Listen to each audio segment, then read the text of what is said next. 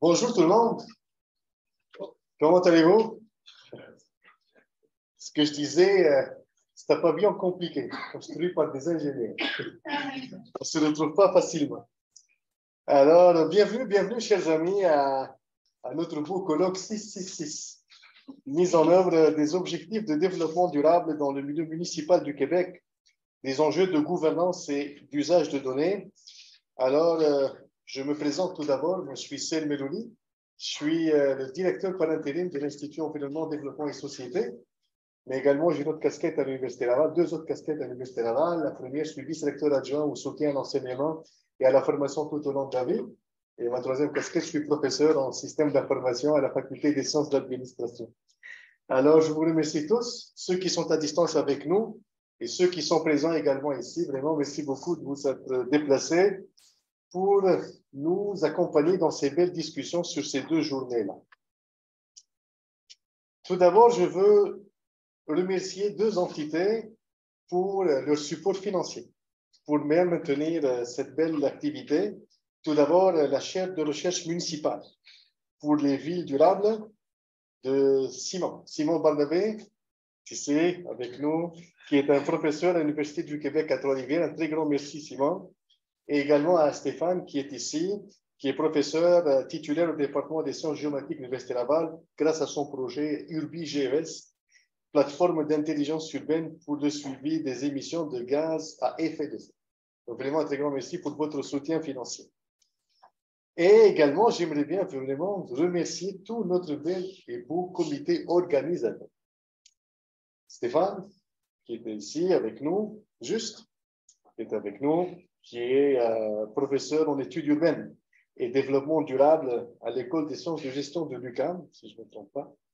Liliana, qui est ici, qui est la coordonnatrice scientifique à l'Institut EDS de l'Université Laval.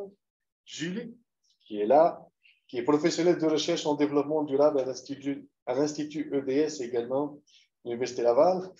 Maxime, que je n'ai pas vu, pas ici, qui n'est pas encore arrivé, qui est conseillère en développement durable à l'Institut national de recherche scientifique à l'INRS.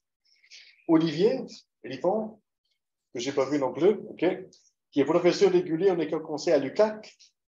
Francis Dubé, il est là, voilà, je ne me trompe pas, conseiller en développement durable au CIRAD, Centre de recherche en innovation sociale spécialisé en développement territorial durable, et Marie-Pierre, qui est ici, qui est coordonnatrice d'activités au département des sciences géomatiques de l'Université Laval.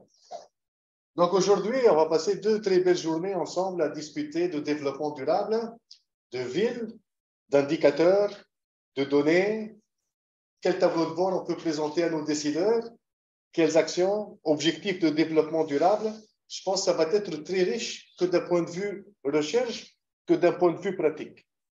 Je vais juste faire une petite remarque. J'étais jeudi dernier au congrès annuel de ProMutuelle Assurance à Rivière-du-Loup et j'avais une question de Geneviève Fortier. Elle m'a dit, Monsieur Melouni, pourquoi c'est important aux chercheurs universitaires de travailler avec des partenaires du milieu? Je lui dis, la raison est très simple. Si on veut innover et on veut que le Québec avance, il faut qu'on travaille la main dans la main. Si on ne travaille pas la main dans la main, ben, chacun va aller dans une direction et ben, on va se chercher à un moment donné. Alors, je pense qu'avec nos partenaires des villes qui sont présents avec nous, avec nos chercheurs, avec nos partenaires du milieu, je pense que c'est très important qu'on s'échange sur ces enjeux liés aux indicateurs, aux données, aux villes et aux objectifs de développement durable. On va avoir un programme riche. On va avoir deux très belles journées sur lesquelles nous allons bien travailler. Aujourd'hui, nous allons avoir ce matin la mise en œuvre et le suivi des objectifs de développement durable à l'échelle locale que j'aurai le plaisir d'animer avec ma présence que je vais interpeller tout à l'heure, mes différents panélistes.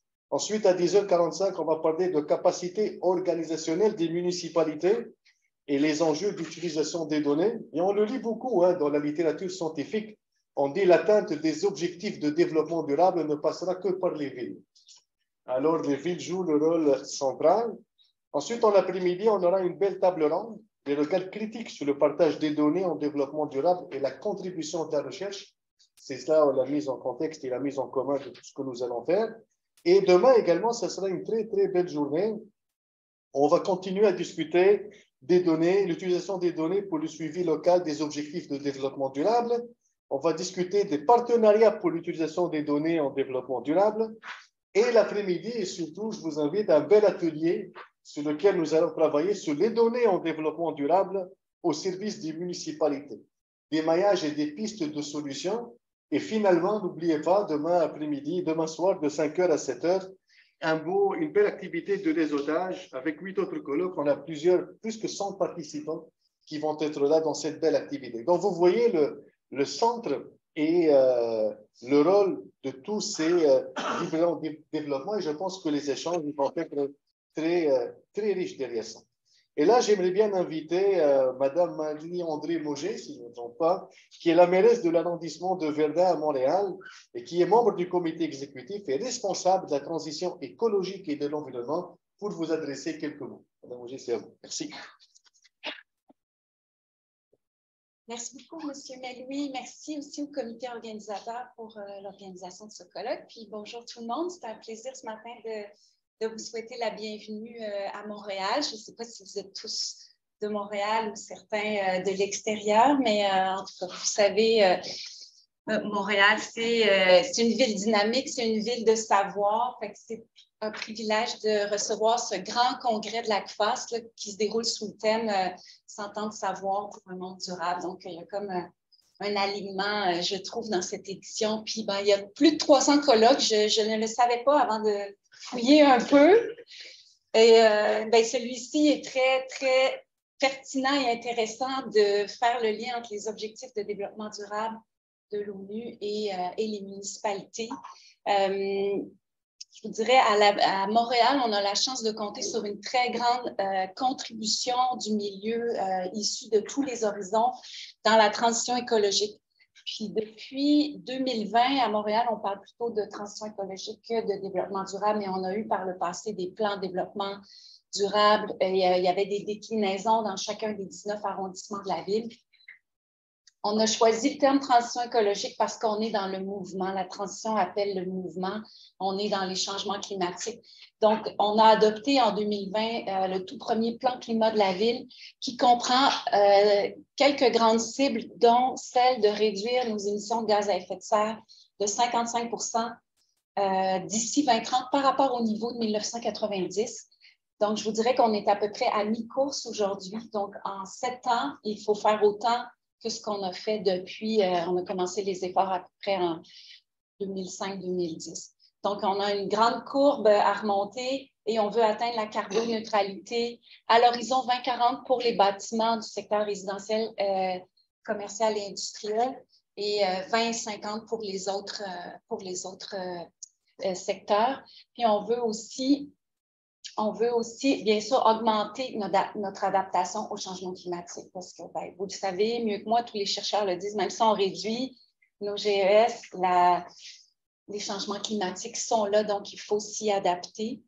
Donc, on a besoin de ces partenariats avec le milieu de la recherche et on est à l'affût comme administration de toutes les occasions d'aller chercher l'apport de la science dans le développement de politiques publiques innovantes. Et puis, on est aussi très conscient que pour rendre notre ville plus résiliente, plus verte et plus inclusive aussi, on a tout intérêt à multiplier les collaborations avec le milieu de la recherche. Je vous donnerai quelques exemples de collaborations fructueuses avec le milieu de la recherche. Par exemple, ces dernières années, avec le consortium en climatologie régionale et adaptation au changement climatique, là, Ouranos. Ouranos a accompagné la Ville de Montréal dans la détermination des grands aléas climatiques du territoire. Et puis, ça nous a aussi permis de créer un pont entre la recherche en adaptation et aussi les besoins de la ville en adaptation pour augmenter notre résilience. On a aussi, la Ville soutient des chaires de recherche notamment la chaire de recherche sur la forêt urbaine de l'Université du Québec à Montréal, parce que dans le plan climat de la ville, qui comprend donc 46 actions, dont 16 actions phares, une de ces 16 actions donc importantes, c'est de planter, protéger et entretenir 500 000 arbres d'ici 2030 et en priorité dans les zones vulnérables. Donc, ce mandat de recherche que la Ville a accordé va nous permettre d'élaborer une méthodologie de plantation d'arbres dans les zones vulnérables aux îlots de chaleur, aux vagues de chaleur. Pardon. Aussi, l'an dernier, on a, vous savez, Montréal a resserré beaucoup le règlement sur les pesticides. Et puis, il y a encore les golfs qui sont exclus de ça parce que les golfs n'étaient pas prêts. Et donc, on a travaillé avec une chaire de recherche il y a un golf municipal à Montréal. Donc, on a fait un projet de recherche avec ce golf municipal pour voir comment, donc de trouver le bon exemple pour dire c'est possible d'avoir un golf sans utiliser de pesticides. Et on souhaite modifier à nouveau notre règlement pour inclure les golfs dans l'application des restrictions sur les pesticides. On a aussi vous savez, on vise le zéro déchet à l'horizon 2030 à Montréal. Et donc, on veut, une des actions pour aller vers le zéro déchet, c'est la lutte au gaspillage alimentaire. Donc, on a aussi travaillé notamment avec le CIREG pour étudier les impacts du gaspillage alimentaire et les leviers pour réduire les impacts du gaspillage alimentaire. Puis, vous savez, les occasions de partenariat ne manquent pas si on pense à la protection de la biodiversité. Montréal a reçu la COP 15 en décembre dernier. On a un engagement métropolitain de protéger 30% du territoire d'ici 2030. Et donc, on veut aussi enraciner la nature dans la ville. Et c'est vrai pour Montréal, mais c'est vrai pour beaucoup de municipalités. Pour augmenter notre capacité d'adaptation face au changement climatique, mais aussi protéger les pollinisateurs et autres écosystèmes. Et donc, d'ailleurs, dans le cadre de ce colloque, à 11 h ce matin, il y aura une présentation avec le Bureau de la transition écologique et de la résilience de la Ville de Montréal et un chercheur du département de géographie de l'UQAM sur un travail de collaboration sur la mise à jour de notre analyse de nos vulnérabilités aux aléas climatiques. Parce que dans le cadre du plan climat, on s'est doté d'indicateurs pour voir est-ce qu'on réduit nos îlots de chaleur, est-ce qu'on réduit notre vulnérabilité aux crues, aux pluies abondantes, aux tempêtes de vent, etc. Donc, on travaille, c'est vraiment un travail interdisciplinaire, même au sein de la Ville de Montréal, puis aussi avec une communauté de chercheurs.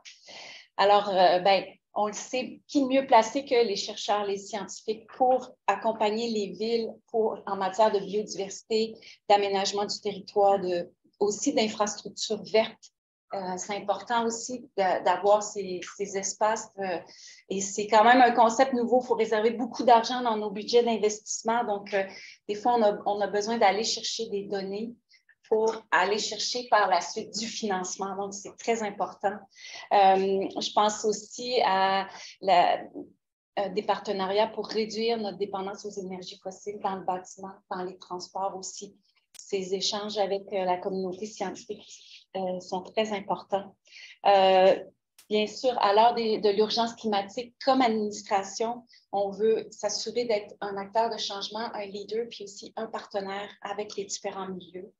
Et puis, on a le devoir comme municipalité d'assurer la qualité de vie aussi de la population. Et donc, c'est par la multiplication des collaborations et aussi de la mise en commun, comme les colloques de ce matin, de toute la semaine qui vont se dérouler à Montréal, que ça nous permet d'enrichir tous les échanges. Donc, je remercie l'ACFAS pour l'organisation de ce grand congrès et le comité organisateur plus spécifiquement pour ce colloque. Je vous souhaite un excellent colloque, un excellent congrès, des échanges fructueux et puis un très beau séjour à Montréal si c'est si vous venez en visite ici. Alors voilà, je vous remercie à vous tous. Merci beaucoup, mademoiselle. Et comme vous l'avez mentionné, l'importance du travail avec les chercheurs des universités, juste pour votre information, pour ceux qui ne le savent pas, l'Institut EDS à l'Université Laval, c'est plus que 87 membres réguliers, plus que 27 membres associés, plus que 18 membres collaborateurs. plus que 345 étudiants membres à l'Institut et plus que 4 membres institutionnels. Alors, ça nous fera plaisir de continuer à renforcer tous nos partenariats avec tous nos collègues, que ce soit dans le milieu municipal ou dans des autres universités. Maintenant, sans plus tarder, un très grand merci encore une fois pour tous vos éléments, Madame Mauger. C'est très apprécié. Et je vais inviter mes panélistes à se joindre ici. Et ensuite, je vous passerai la parole pour faire vos différentes présentations. Peut-être qu'on va gérer le temps différemment parce qu'on a un petit retard de 10 minutes et on a 10h30 une pause, 10h45, il faudrait qu'on soit de retour pour le panel d'après. Donc, au lieu de 15 minutes, ça sera 12 minutes par présentation peut-être. Donc, je vous demanderai de le faire en 12 minutes, comme ça on peut récupérer les 8 minutes de, de ce petit décalage. Alors, je vais inviter tout d'abord M. Simon Paquette du ministère des Affaires municipales et de l'Habitation à se joindre à moi ici, s'il vous plaît. J'invite également Juste Rachenson, s'il vous plaît, de l'UQAM. Vous pouvez prendre place. J'invite également M. Simon Barnabé de l'UQTR, s'il vous plaît, à vous joindre ici. Et notre dernière conférencière, qui est Corinne Asselin, qui est de la municipalité de Petit-Saguenay. Elle est arrivée? Ah, c'est super, parce qu'on m'a dit que vous étiez dans le trafic. On m'a dit que vous étiez dans le trafic, c'est ça. Alors, vous êtes la bienvenue. Ça fait plaisir de vous avoir avec nous ici. Et on va se donner une douzaine de minutes. Si vous allez prendre la parole, ben, je vous inviterai à venir ici, je pense, Julie, pour qu'on soit proche du micro. OK, c'est super. Alors, je vais commencer par M. Paquette, s'il vous plaît, du ministère des Affaires municipales et de l'Habitation. Je vous donne la parole ici. Si vous pouvez venir ici, le petit micro. Et moi, je vais juste être avant vous, devant vous, et j'aurai mes petits cartons pour gérer le temps. On va se garder le bon 12 minutes, s'il vous plaît. À vous. Merci.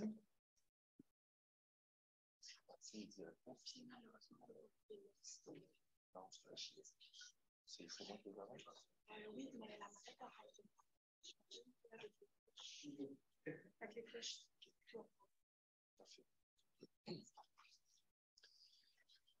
Bonjour à tous. D'abord, merci, Mme Mauger, M. Melouli, puis les organisateurs, merci de m'avoir invité à participer au colloque. J'aimerais d'abord, moi, je suis Simon Paquette, je suis officier en développement durable au ministère des Affaires municipales. J'avais invité mon collègue Chris Magat à se joindre à moi pour la présentation. Chris est étudiant en responsabilité sociale des entreprises. Ça fait 1 an qu'on travaille ensemble. Donc, il va faire une partie de la présentation. Il n'y a pas beaucoup de temps, donc je vais me lancer direct dans le sujet. Par contre, je crois que c'est nécessaire de préciser certaines choses en partant. C'est-à-dire que le ministère des Affaires municipales est résolument tourné vers le développement durable dans le cadre de toutes ces actions qu'il réalise là, en faveur des municipalités. C'est sa mission, en fait, d'accompagner les municipalités dans leur fonctionnement, l'organisation, la gestion et tout ça. En développement durable, je suis un petit peu comme la figure officielle, on va dire, là, parce que le ministère des Affaires municipales est assujetti à la loi sur le développement durable, comme environ 110 ministères et organismes. C'est un cadre là, qui est assez rigoureux. Il y a une reddition de compte à faire là, à chaque année dans le rapport annuel de gestion. Donc, c'est un processus de planification et de reddition de compte. Par contre, la raison pour laquelle je suis ici, c'est qu'au ministère des Affaires municipales, on a 2 chapeaux, en fait. Là. On est un ministère assujetti à la loi sur le développement durable, mais également, on a un rôle, le rôle d'accompagnateur et de mobilisateur de ce qu'on appelle le réseau municipal, là, en vertu des jargons développement durable. Donc, mobiliser les municipalités qui constituent un réseau non assujetti à la loi sur le développement durable. Par contre, là, on a intérêt que les autres à participer. Par contre, c'est une approche volontaire. Donc, nous, ce qu'on fait, notamment par l'entremise de la table d'accompagnement conseil des organismes municipaux, qui est instituée par la stratégie gouvernementale de développement durable, on accompagne le milieu municipal pour favoriser leur contribution à l'atteinte des objectifs de la stratégie gouvernementale de développement durable. Et puis, ce qu'on fait principalement, en fait, la mesure phare, là, qui est là depuis le début de la première stratégie gouvernementale de développement durable, c'est l'adoption d'une démarche de développement durable, une démarche formelle. Donc, je vais en parler ici. Donc, en fait, une démarche de développement durable en vertu là, du cadre là, sur le développement durable au Québec prévoit 3 critères. Donc, c'est une démarche qui est adoptée par le conseil municipal, donc un engagement public. Et puis, la démarche prévoit de façon intégrée des actions dans les 3 dimensions du développement durable, qui est aussi une réduction de compte qui est publique, qui doit être faite. C'est le critère où souvent ça achoppe là, dans les données. Là. Vous allez voir ici. Je vais juste préciser que, en plus de l'accompagnement du milieu municipal, ben, on fait un suivi justement des démarches adoptées par le milieu, par l'entremise d'enquêtes qui ont lieu 4 fois, 2012, 2015, 2018 et 2020. Et puis, on voit ici les résultats. 19% 2012 de municipalités qui avaient une démarche de développement durable. On se rappelle que c'est il faut avoir les 3 critères. Je rappelle aussi que où ça achoppe beaucoup, c'est au niveau de la réduction de compte public. Puis en 2015, on a monté à 24%. Par contre, on voit là, une régression là, depuis, ce qui c'est pas très positif, c'est pas très reluisant quand on regarde ça, mais justement, on a développé, ça c'est le taux de participation aux enquêtes aussi, on voit qu'il diminue. Donc nécessairement, on a eu besoin de revisiter, disons, là, revoir, trouver d'autres approches pour faire mobiliser le milieu, puis aussi faire un suivi des démarches de développement durable. Donc, il y a 1 an environ, là, ou peut-être avant, ça fait plus qu'1 an, on a une collaboration avec l'Institution d'environnement, développement et société de l'Université Laval. Puis, on a travaillé beaucoup, entre autres, avec l'équipe de Juste. Donc, remerciements à Juste et Pénélope Régnier-Sakamoto qui ont contribué là, à la recension, à la collecte de données pour réaliser ce portrait-là. Qui a été publié en mars dernier. Donc, c'est ça, c'est des essais là, qu'on fait, là, mais c'est vraiment une approche complètement différente où on a un petit peu mis de côté, disons, les critères dont je vous ai parlé tout à l'heure, pour voir au-delà de ces critères-là, c'est quoi qu'est-ce que les municipalités font en matière de développement durable. On souhaiterait, là, à plus long terme, c'est d'être en mesure de mesurer en continu les démarches municipales de développement durable. On souhaite aussi, là, par l'entremise de ce portrait-là, puis des prochains travaux, là, éclairer la prise de décision, autant celle du municipal que celle du Québec. Parce qu'en fait, là, on est dans un colloque sur les données, ben, c'est avec ces données-là qu'on peut établir des diagnostics, des états de situation, et puis aider à la prise de décision. Puis tout ça, notamment par l'entremise de la continuation de notre participation au groupe de travail qui a été entrepris avec l'Institut ADS pour mettre en place une communauté de données ouvertes sur le développement durable du milieu municipal auquel on convie le milieu municipal à participer. Pour la présentation du contenu, donc, on a donc essayé d'aller au niveau beaucoup plus micro pour essayer de comprendre ce que les municipalités faisaient, pourquoi ça se reflétait pas au niveau des enquêtes. Et donc, on a comme mis en place une base de données qu'on a créée avec l'équipe de Juste en collaboration, une base de données qui recensait tout ce qui se faisait au niveau vraiment micro des municipalités. Donc là, le portrait était vraiment basé sur les municipalités du sud du Québec. C'est comme ça, c'est bon? Oui, on va dire comme ça.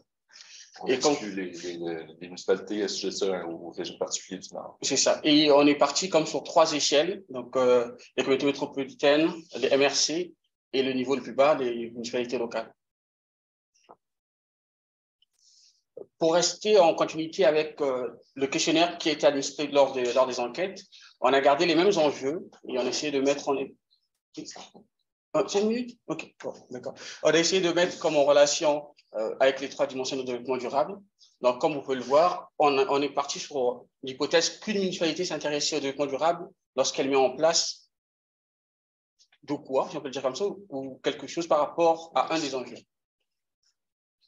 Donc, le portrait partait sur les plans. Ce qu'on essayait de chercher, c'était les plans, les politiques réglementaires ou les projets financés ou qui ont bénéficié de financement. Et sur les 18 mesures importantes, telles que vous pouvez le voir, on est parti sur la participation citoyenne, par exemple, ou la gestion de matières résiduelles. Je vais essayer d'aller très vite parce que 5 minutes, c'est vraiment...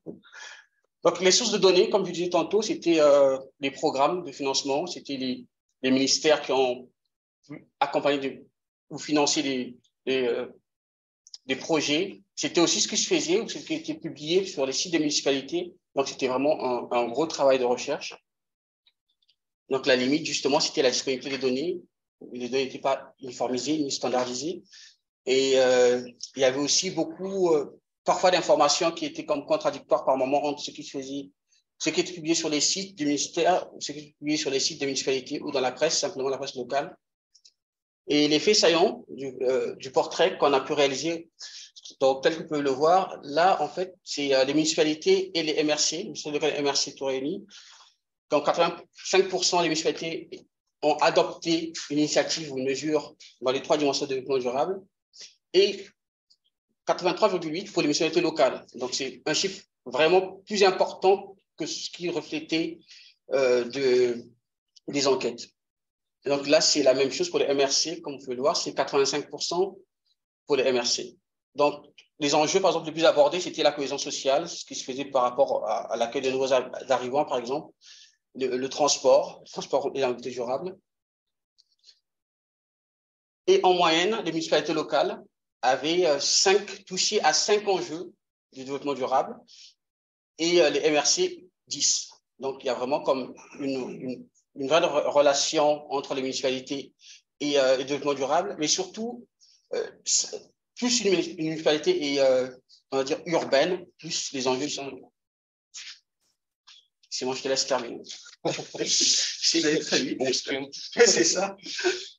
Merci. Effectivement, c'est un gros travail de collecte, de recension de données, puis essayer de l'organiser pour en faire un portrait qui est assurément imparfait, là, mais c'est un bon point de départ. Puis, ce qui est intéressant surtout, parce que je vous rappelle que notre rôle, là, c'est de travailler avec le municipal puis de les mobiliser, mais avec un taux de 12% là, en 2020 de démarches, des municipalités avec des démarches de développement durable, c'était pas tellement intéressant, tandis que là, on sort avec 85%, c'est comme un nouvel élan qu'on souhaite donner au milieu municipal pour qu'il s'engage. Ce qu'il faut comprendre, autrement dit, c'est que les municipalités font plein de choses en développement durable. Je donne juste un exemple, en 2020, bon, c'était pas la même façon de collecter les données qu'on avait faites. C'était par enquête, par sondage. Donc, les municipalités répondaient. Puis, il y avait 59% des municipalités qui avaient des actions dans les 3 dimensions du développement durable selon le sondage, mais ça baissait à 12% avec le critère sur la gestion de compte public. Vous voyez, vous, c'est aussi à cause de la définition qui a été donnée en conclusion. Donc, les enjeux, à moins qu'il y ait plus de temps, les enjeux qu'on a fait ressortir par le travail qui a été réalisé pour réaliser le portrait, c'est beaucoup d'enjeux en lien avec les données, là, accès, partage, gouvernance des données. Puis par ailleurs, en fait, ça éclaire aussi là, les nouvelles actions, les nouvelles orientations à poursuivre ou à compléter ou à débuter pour le futur. Là. C'est mobiliser le milieu municipal. C'est toujours en respect du principe de subsidiarité. Donc, c'est du gouvernement de proximité. C'est une relation d'égal à égal. Donc, on continue l'accompagnement conseil, puis on souhaite faire participer le milieu municipal, la communauté de données. Il y a également, viser là, de la mesure en continu, des démarches de développement durable. Tout ça va se faire là, par les différents partenariats qu'on met en place. Puis on souhaite également créer un système d'indicateurs en développement durable. On a déjà des collaborations entamées dans ce sens-là. Puis finalement, je vais passer un peu au début là-dessus, mais la 3e stratégie gouvernementale de développement durable a été adoptée le 29 mars. Donc, on est dans un processus d'élaboration dans l'action de développement durable du ministère qui couvre la même période, 2023-2028.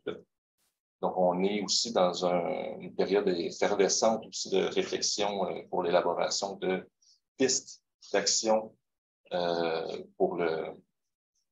termes de développement durable pour en faire profiter tous les milieux du Québec. Alors, ben, merci beaucoup. Merci à vous.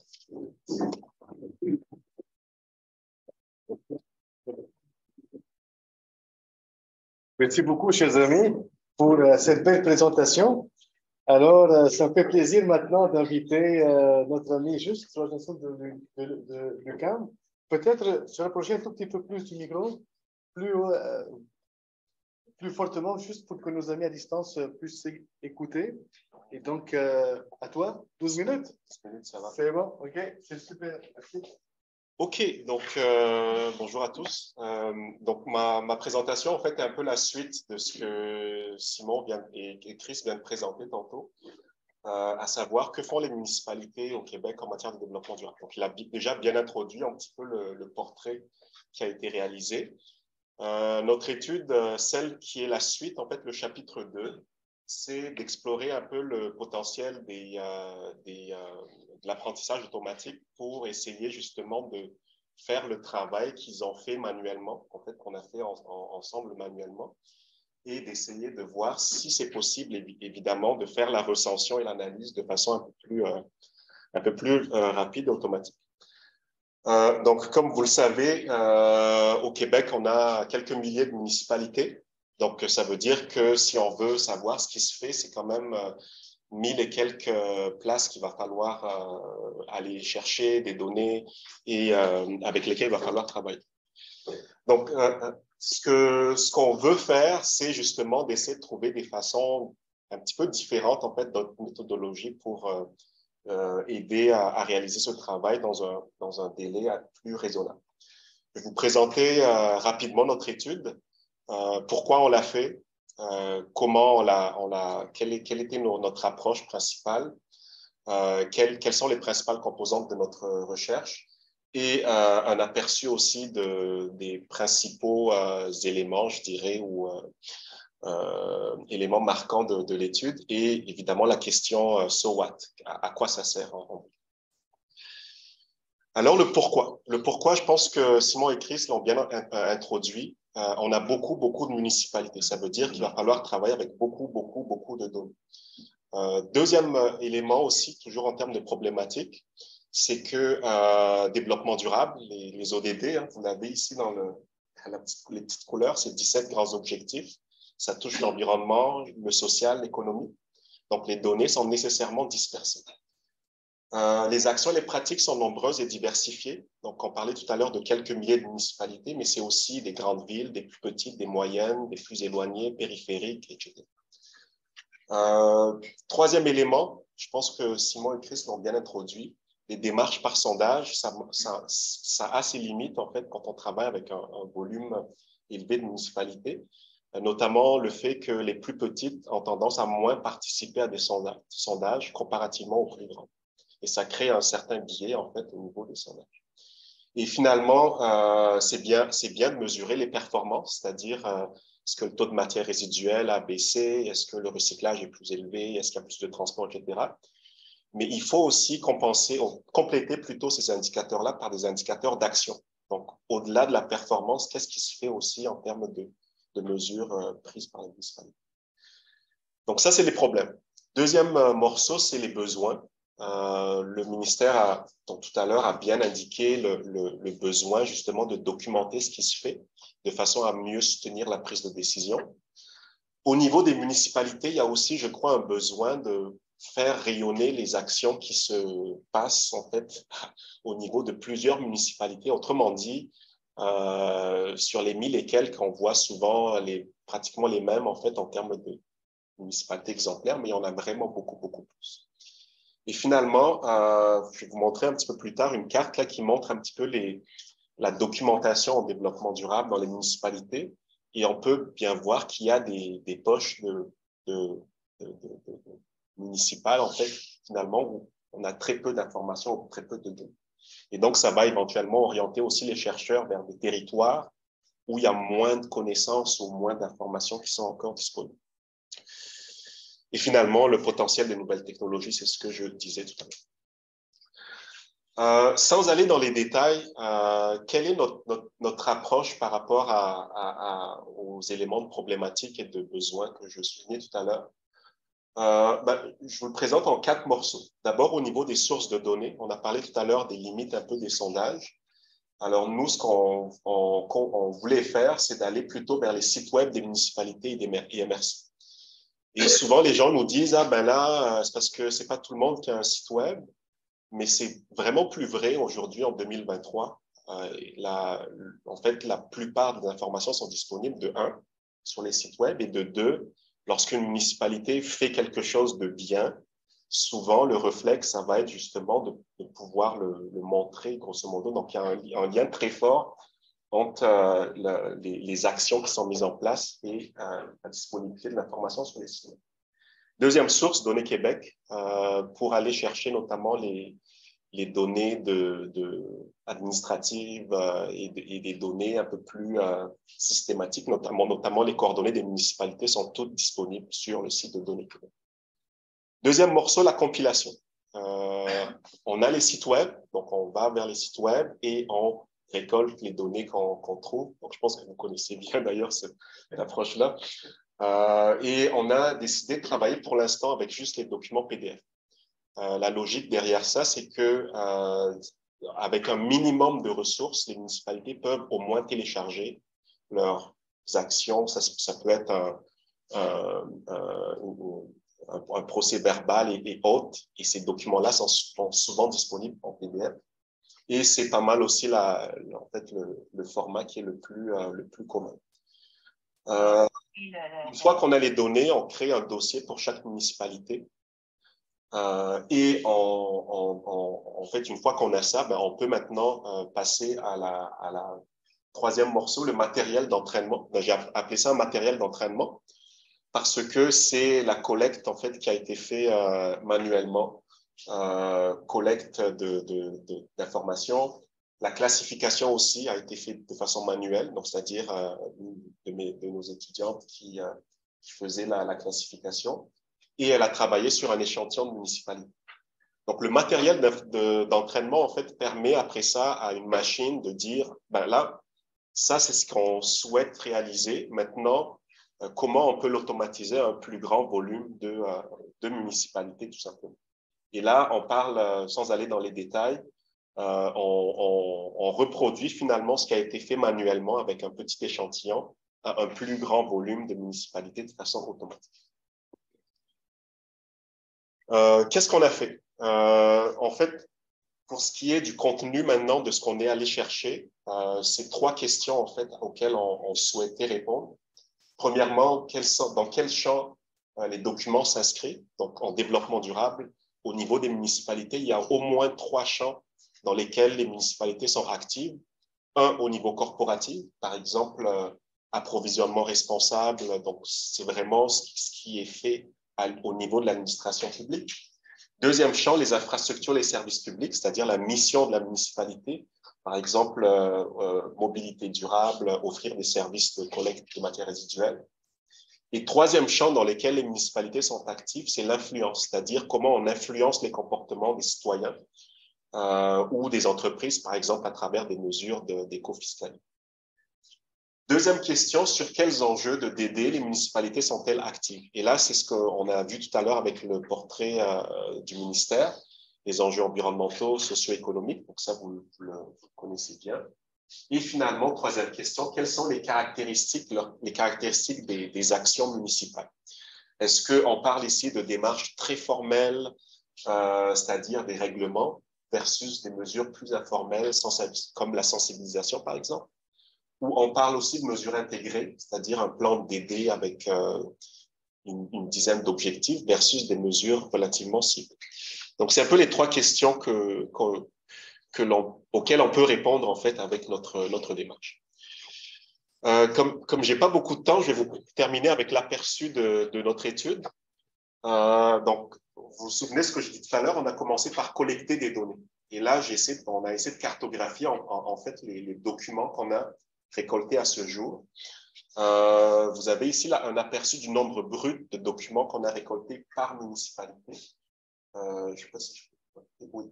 Donc, c'est-à-dire que lorsque vous avez les secteurs en bleu, c'est des municipalités où il y a très peu de documents et plus on s'en va dans le rouge, on parle ici d'à peu près 1000 et quelques documents récoltés. Et vous voyez que le portrait varie beaucoup là. Donc, ça, c'est des données brutes. Évidemment, ce n'est pas divisé par la population. Et en moyenne, donc là, on exclut aussi les grandes villes et les plus petites, mais ça vous démontre qu'il y a quand même un potentiel en termes de documentation, en fait, dans plusieurs municipalités au Québec. En termes de données compilées, on a à peu près, une fois qu'on a nettoyé, on a à peu près 22 000 documents après triage. En moyenne, c'est 133 documents collectés par site web et on a à ce jour récolté pour 700 municipalités à peu près. Et vous avez un petit peu ici en fait, la façon dont on les a documentés. Pour les trois questions, vous vous souvenez les trois questions sur lesquelles on pose par rapport aux documents. Première question, dans quel champ les documents s'inscrivent-ils? Donc, l'idée, c'est de données fictives, évidemment, mais c'est d'aller chercher, par exemple, à travers une classification ici des documents, lesquels sont des mesures corporatives, des mesures liées aux infrastructures et des mesures d'influence. Deuxième question, c'était sur les enjeux dans lesquels les municipalités sont actives. Pour l'instant, on a repris la classification du ministère et l'idée, c'est de voir finalement, éventuellement par catégorie de municipalité ou typologie, sur quelles actions elles sont actives versus d'autres. Et finalement, je termine là-dessus, les instruments qui sont utilisés. Donc, manuellement, vous avez le tableau ici, là, manuellement, c'est ce qu'on a identifié comme instrument souvent utilisé par les municipalités. Et l'idée, c'est éventuellement de le faire pour l'ensemble des municipalités, en fait, de façon automatique. Notre matériel d'entraînement, en fait, c'est une démarche qu'on a fait manuellement pour comparer les grandes et les petites municipalités. Donc, je m'arrête ici, puis peut-être pour la suite, si vous avez des questions, on peut en reparler plus tard. Merci beaucoup. Merci beaucoup, juste merci. C'est très apprécié. Maintenant, j'invite notre collègue Simon, s'il vous plaît, pour parler du conseil scientifique pour une gouvernance à valeur ajoutée dans les petites et moyennes villes. 12 minutes. Oui, merci. Avec plaisir. Merci. Bonjour à tous, très content d'être ici.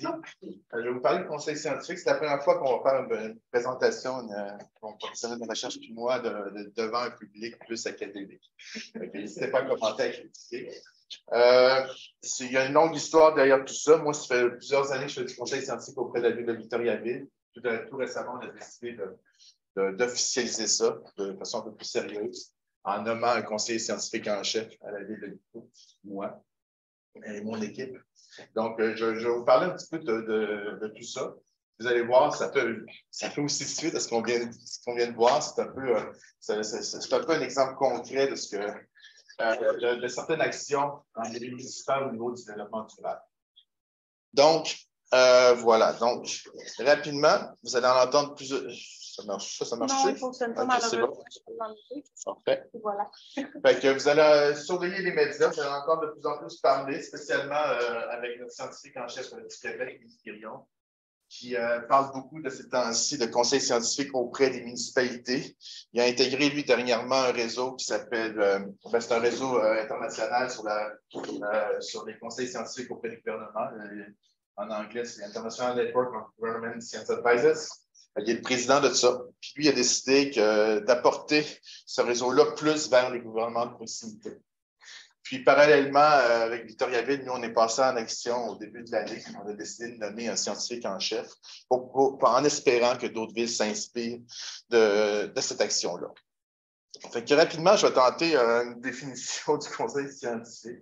Il y en a plein, mais en fait, ça touche vraiment la prise de décision, spécialement au niveau des États, des gouvernements.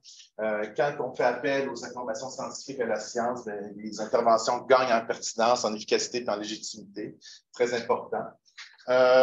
Puis aussi, ça concerne généralement les enjeux complexes, l'adaptation au changement climatique, l'atteinte des objectifs DD, les réponses en temps de pandémie, etc.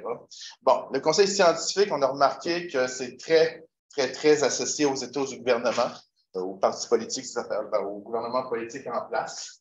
Mais il y a une tendance maintenant à amener ça de plus en plus vers les gouvernements de proximité, c'est-à-dire les villes, municipalités. Il va y avoir différents modèles, différents formats.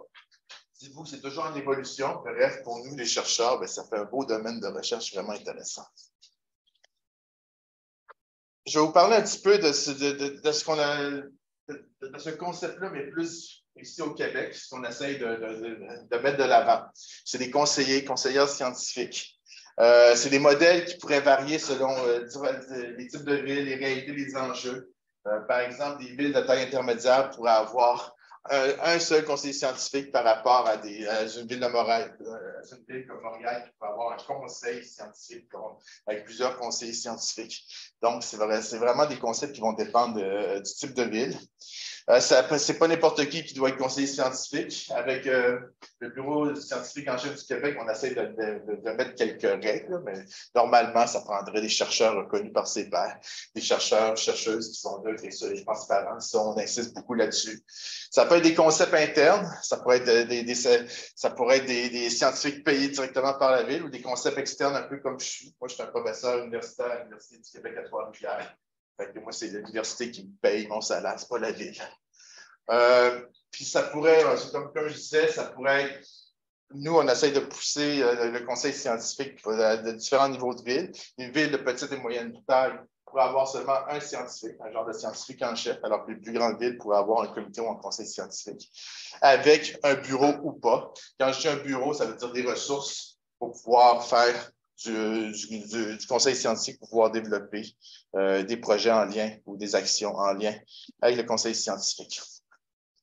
Là, ce que je vais faire, c'est que je vais vous parler plus du concept qu'on a développé du côté de la ville de Victoriaville, le conseiller scientifique en chef, parce que c'est celle-là qu'on est le plus avancé. D'abord, c'est un modèle externe. Comme je disais, c'est que moi, je ne suis pas payé par la ville. C'est vraiment du service à collectivité que je donne à la ville. Tu sais, vous savez, les chercheurs universitaires ont été appelés à donner du service à collectivité. Moi, je le dédie entièrement à une ville, à la ville de Victoriaville. Donc, il y a ce concept-là. Ce conseiller scientifique en chef-là, je donne spécialement des avis scientifiques aux décideurs municipaux. Ça, j'insiste là-dessus. C'est les élus, le maire, la direction générale, les directeurs généraux, les directeurs de services, approvisionnement, aménagement du territoire, etc. Puis, ces avis-là, on les donne sur des enjeux, des questionnements avant des prises de décision pour que ces décideurs-là puissent faire des choix avisés qui reposent sur des formations, des connaissances scientifiques. Mais surtout, je pense qu'un rôle, je m'aperçois de plus en plus qui est important comme conseiller scientifique en chef, c'est qu'on est là aussi pour mobiliser des expertises. Moi, là, je suis en environnement, mais si on me demande des avis scientifiques sur quelque chose dont je ne suis pas confortable, bien, moi, je vais aller chercher, je vais aller piger dans mon réseau. Je fais intervenir mon réseau, je mobilise des expertises. Moi, ça fait 15 ans que je suis prof universitaire, puis j'ai passé ma vie à collaborer avec les CCTT, les centres collégiaux de transfert technologique. Donc, moi, j'ai le réflexe de tout de suite les appeler pour voir s'ils ont déjà travaillé sur tel sujet ou s'ils peuvent m'aider. C'est ça, la mobilisation des expertises. Puis on fait ça non seulement pour bonifier nos avis ou réussir des actions, mais aussi pour anticiper. Ça, je pense que c'est très important qu'on insiste là-dessus. c'est pas un conseiller scientifique ne donne pas juste des avis scientifiques, mais aide aussi à anticiper les événements futurs pour une meilleure réponse et résilience. L'anticipation des événements futurs est très important. Je vais vous donner des exemples un peu plus tard. Fait que, en fait, moi, mon rôle, vraiment, c'est ce que je viens de vous présenter, mais aussi, on est là pour imprégner la culture scientifique auprès des citoyens, des entreprises locales, différentes organisations locales. L'idée, c'est d'essayer de les ouvrir à l'innovation. Je vais vous donner des exemples. On est aussi là pour accompagner la Ville dans les démarches d'internationalisation. Puis, on peut en faire davantage comme conseiller scientifique si, par exemple, on a des ressources à notre portée, comme par exemple le Centre de recherche municipale sur la Ville de Victo finance en partie mes recherches liées à leurs enjeux. Bon, ce que je vais faire, c'est que je vais vous donner rapidement des exemples d'avis, d'action ou impact reliés à un conseiller scientifique en chef. Vous entendez souvent parler de ça dans les médias. La ville de Bécancour va subir des gros changements. C'est une petite ville de 15 000 habitants avec un parc industriel qui est assez actif et qui va l'être encore plus parce que le secteur batterie s'en vient avec 4 usines. Et là, ils envisagent beaucoup de problèmes. Puis ils sont allés voir, entre autres, la ville de Victoriaville pour leur demander de l'aide. Moi, j'arrive à la demande du maire de Victo. Je suis appelé à voir comment comment les entreprises, à dire comment les entreprises, les diverses organisations de Victoriaville et sa région peuvent venir en aide à Bécancour et contribuer aussi au secteur batterie grandissant. Un autre exemple d'avis, d'action et impact, ça concerne entre autres le fameux réservoir Baudet à la ville de Victoriaville. C'est là où ils puisent l'eau potable. Mais il y a une grosse problématique dans ce réservoir-là, c'est qu'il s'envase, il y a des sédiments qui s'accumulent au fil des années. Pendant certains temps, on s'imaginait que la ville de Victoriaville aurait plus d'eau potable après 5 ou 6 ans. C'était la panique totale. Ils ont entrepris plusieurs actions. Ça coûte assez cher. Donc, une action, c'est qu'ils se sont mis à draguer les sédiments. Fait que là, qui dit sédiment dit résidu à gérer. Fait qu'on a fait appel au conseiller scientifique en chef et son équipe pour voir qu'est-ce qu'on pourrait faire avec ces sédiments-là. Ça, c'est un bon exemple de mobilisation d'expertise parce que moi, je ne suis pas bon là-dedans, de valorisation des sédiments. Fait que j'ai appelé mes amis cet été. Puis après ça, on s'est monté une banque d'options potentielles de valorisation. Puis maintenant, on va entamer très bientôt des projets en action sur ce sujet-là. Ce qui est intéressant aussi dans ce contexte-là, c'est que je m'étais aperçu que mes amis de Victoriaville n'avaient pas interpellé mes vieux chercheurs, mes anciens professeurs de l'INRSO. Moi, je suis un gars qui provient de l'INRSO, Terre et Environnement. J'ai une maîtrise pour un doctorat en sciences de l'eau. J'ai été éduqué par certains professeurs, puis ils n'avaient même pas été impliqués là-dedans. Fait que je les ai fait venir. Ils étaient tous membres, entre autres, du Centro, un recoupement stratégique des fonds de recherche du Québec. Fait que j'ai amené le Centro carrément sur la problématique du réservoir Baudet. Ça a donné des beaux brassages d'idées, puis des beaux projets potentiels, dont un qui pourrait éventuellement mener à avoir une zone baignable dans le réservoir Baudet. Chose que tous les citoyens de Victoriaville ont rêvé. Bon, il y a plein d'autres choses. On a travaillé sur les écoparcs industriels aussi. J'étais appelé à voir quels seraient les indicateurs de performance d'un écoparc industriel. Ça, c'est une longue histoire. Quelque chose qui est très intéressant vis-à-vis l'utilisation de données.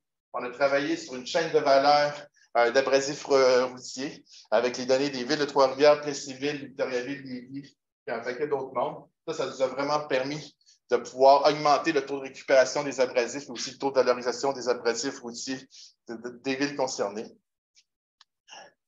Ensuite, ça, c'est un des exemples importants que je vais vous donner. C'est quoi? Qu'est-ce que ça peut amener aussi un conseiller scientifique auprès d'une ville? C'est que moi, j'ai eu la chance de travailler. En fait, on m'a demandé de travailler avec une entreprise locale, faire de la recherche avec une entreprise locale en 2014. Il y avait seulement un chercheur.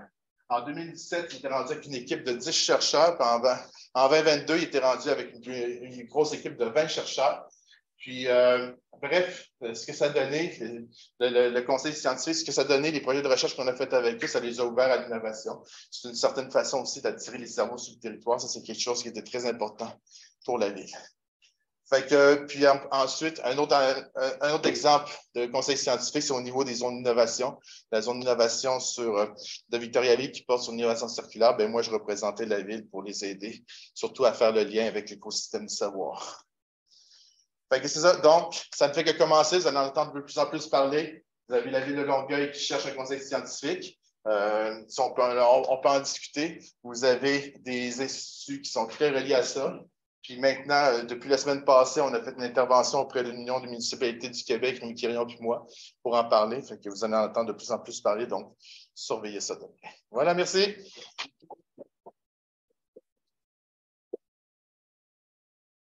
Un très grand merci, Simon, pour cette belle présentation. On en discutera tout à l'heure. Et là, je prendrai la dernière intervention avec notre amie Corinne Asselin, de la municipalité de Petit-Saguenay. On va parler de la gouvernance participative à Petit-Saguenay, un petit village avec de grandes pratiques. 12 minutes? Avec plaisir, merci. Donc, bonjour tout le monde. Je suis arrivée un petit peu comme un cheveu sur la soupe, mais je ne suis pas un imposteur. Je vais me présenter. Mon nom est Corinne Asselin. Je suis la directrice du développement pour la municipalité de Petit-Saguenay depuis janvier 2021, donc un peu plus de 2 ans. Par curiosité, est-ce qu'il y en a qui savent où est Petit-Saguenay? Vous connaissez? Oui, pas loin du Grand Saguenay. Pas loin du Grand Saguenay. Je peux aller avec les flèches? OK, je l'ai. Fait que, avant de commencer, je vais vous situer un petit peu parce qu'on est, c'est ça, en bordure du fjord. On se retrouve entre le lac Saint-Jean, le Saguenay et Charlevoix, donc à 2h30 de Québec. Le contexte de Petit-Saguenay, c'est un village dévitalisé, comme on le dit. En fait, ça a été un village qui a beaucoup vécu d'agriculture et d'industrie forestière jusqu'à temps que ces deux secteurs-là déclinent. Et puis, il y a vraiment une baisse démographique depuis environ 30 ans. Donc, le village perd de ses personnes. Les gens vont travailler ailleurs. Il y a des investissements dans les infrastructures. Donc, c'est vraiment le cycle de la dévitalisation qui a été théorisé beaucoup par Bernard Vachon ici au Québec.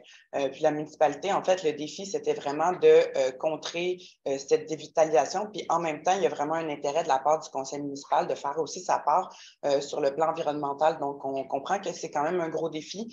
Comment, dans le fond, se revitaliser, redynamiser son territoire, mais en concordance avec le développement durable. Donc, c'est vraiment c'est la situation dans laquelle on se retrouve. Je vais vous faire un petit plan. Là, j'ai oublié de vous dire, j'ai comme un peu aussi un double chapeau. Là. Je finis ma maîtrise en sciences politiques à l'Université du Québec à Montréal. Ça fait environ 5 ans. Puis, j'avais un peu commencé mes réflexions sur la participation citoyenne, le développement durable dans le cadre universitaire. Puis, avec la pandémie, bon, il y a eu des changements de perspective. Puis, je suis retournée dans ma région, donc je viens du Saguenay-Lac-Saint-Jean, avec un peu l'intention de mettre un peu mes savoirs en pratique. Puis de faire vraiment une expérience terrain. Donc, je suis vraiment les 2 mains dans la terre, comme on dit, depuis 2 ans et demi. Puis c'est sûr que ça a eu une grosse influence aussi sur ma réflexion. Fait que je termine actuellement la rédaction de mon mémoire. Puis j'ai pris 3 initiatives de développement sur lesquelles j'ai travaillé beaucoup. Donc, l'écoquartier participatif, la création d'une politique de développement durable, donc un peu l'institutionnalisation de nos démarches participatives et en développement durable dans un document. Puis, une espèce de système de gouvernance et d'entraide rurale aussi que je vais parler brièvement, qui nous aide aussi à avancer sur ces plans-là. Puis j'avais prévu de faire un peu frein et levier en dernier, mais je pense qu'on va y aller tous, ça va être tout en même temps. Là, dans chacune des initiatives, je vais essayer de vous parler du plus grand levier puis du plus grand frein qu'on a rencontré là, sur le terrain. Donc, comme je vous disais, on voit vraiment un peu les 2 démarches qui sont liées au contexte que je vous parlais plus tantôt. Donc, le premier, c'est le marketing territorial. C'est vraiment un plan d'action qu'on a fait un peu pour voir un peu c'était quoi la situation au niveau des communications pour Petit-Saguenay, puis voir comment on pouvait se renouveler, en fait, renouveler notre identité visuelle dans une perspective d'attractivité. Parce que l'idée, c'est d'avoir une mobilisation assez importante pour maintenir les services, mais aussi pour mettre en action nos actions de développement durable. Donc, on est 635 5 personnes à Petit-Saguenay. L'objectif, la capacité d'accueil du territoire qu'on a réussi à déterminer, c'est environ 800-900 personnes. Donc, c'est ça qu'on essaye de viser. Puis, on voit à droite là, la démarche qui a été faite aussi de façon participative, donc avec un comité citoyen. On est allé voir dans tous les organismes d'entreprise pour vraiment avoir quelque chose pour revaloriser un petit peu l'identité locale sur place. Puis, on a à droite notre politique de développement durable et participatif qu'on a adoptée en avril dernier. Donc, c'est vraiment tout récent. Et je vais vous parler un peu de comment on l'a élaboré plutôt que la mise en action. On n'est pas encore rendu là tout à fait. On a été vraiment chanceux à Petit-Saguenay parce qu'on travaille beaucoup en partenariat avec la recherche, donc avec l'UQAC. Puis c'est avec ce partenariat-là qu'on a eu une stagiaire, donc Juliette Charpentier, qui est venue avec nous pour faire des actions vraiment pour aller rencontrer le plus de voix possible, le plus d'organismes. On est allé voir, par exemple, en bas, on voit une chasse au coco. On était avec des jeunes, on était allé à l'école primaire, on a fait rêver les jeunes sur leur village rêvé. À droite, c'est le club de marche de Petit-Saguenay. Donc, on est allé faire une marche discussion avec eux autres. L'idée, c'était vraiment d'aller rencontrer les gens sur place parce qu'on sait qu'ils sont souvent occupés. Il y a des enjeux de conciliation travail-famille. Fait qu'on est allé à l'aréna aussi, au tournoi de hockey. En haut à droite, c'est avec les aînés à l'église. Donc, on a vraiment fait beaucoup d'actions pour avoir le plus possible la participation du plus grand nombre. Puis avec ça, on a produit la politique là, qui se décline en 5 champs d'action. Donc, on a par exemple la mobilité, préservation du territoire, dynamisme communautaire, etc. Donc, c'est ça. Puis on était chanceux parce que c'était une ressource qui avait de l'expérience en participation citoyenne en France préalablement. Fait qu'elle nous a autant aidé que nous, on lui a appris des choses. Là, fait que ça, c'était vraiment d'une aide précieuse. Puis, on a aussi un peu formalisé le processus de consultation publique. Donc, pendant que j'étais là, avant que ma collègue arrive, on avait fait des consultations publiques sur le réaménagement du cœur villageois, qui est un projet majeur d'environ 4 millions estimé qui va être fait cet été principalement. Fait que ça a été beaucoup de démarches aussi de consultation. On est allé voir les riverains, donc les gens qui habitent vraiment en bordure du cœur villageois. Puis aussi, on a eu une consultation plus large. Et en haut à gauche, ça, c'était pour l'accueil des van life. Donc, on sait qu'il y a un phénomène grandissant de tourisme de van, puis il y avait beaucoup d'enjeux liés à ça. Puis, on a fait une consultation pour vraiment voir les avantages et les inconvénients, qu'est-ce qu'on pourrait faire pour l'accueil. Puis, il y avait beaucoup de méfiance, de critique envers le phénomène. Puis finalement, au terme de la consultation, bien, on a réussi à vraiment changer les perspectives un peu pour se dire qu'on était mieux d'encadrer le phénomène plutôt qu'essayer de les repousser, puis ça augmentait un petit peu aussi notre offre d'hébergement. Donc, on voit qu'on est capable, dans le fond, en allant à la rencontre des gens, de les écouter, de mieux comprendre les besoins aussi, les inquiétudes, tout ça, bien, on a vraiment une plus belle collaboration par la suite, puis on arrive à des compromis qui sont intéressants pour plus tout le monde. Puis un aspect important qu'on essaie de mettre en avant aussi, c'est l'aspect un peu festif, plaisant, que ça ne soit pas juste des consultations longues et un petit peu plates et très techniques. On organise, par exemple, là, c'était le vernissage de la politique, on avait fait toutes les illustrations donc de la politique de développement durable par une graphiste qui avait vraiment comme fait toutes les actions pour que ça soit plus facile, plus accessible pour le plus grand nombre. C'est un vin fromage aussi, donc ça aide tout le temps. Là, quand il y a de la pizza, du vin fromage, les gens ils se pointent un peu plus parce que l'idée, c'est d'être dans une espèce de relation de réciprocité. Donc, on a besoin de leur input, mais on veut leur donner aussi un moment social, un moment de rassemblement. Puis en même temps, on crée une mobilisation, on crée du lien social qui nous aide aussi quand on fait, par exemple, la corvée de nettoyage au printemps ou des choses comme ça. Bien, c'est là qu'on voit que la communauté est vraiment dynamique. Pour le projet d'éco-quartier participatif, je n'ai plus beaucoup de temps, je vais me dépêcher, mais en gros, c'était une démarche. On voulait vraiment mettre les futurs résidents, dans le fond, dans l'élaboration de leur éco-quartier, de leur milieu de vie. Ça a duré environ un an et demi, mais on s'est posé à vraiment beaucoup d'enjeux. Tu sais, comment on choisit les gens qui vont faire partie de la démarche, comment on met une entrée, comment on choisit l'entrée. Finalement, on a décidé de ne pas le faire. Donc, le groupe a beaucoup fluctué avec le temps. Comment on prend des décisions légitimes. C'est beaucoup des gens d'un peu partout au Québec. On était en visioconférence. Donc, comment on fait pour aborder des gros sujets? Souvent, c'est très technique.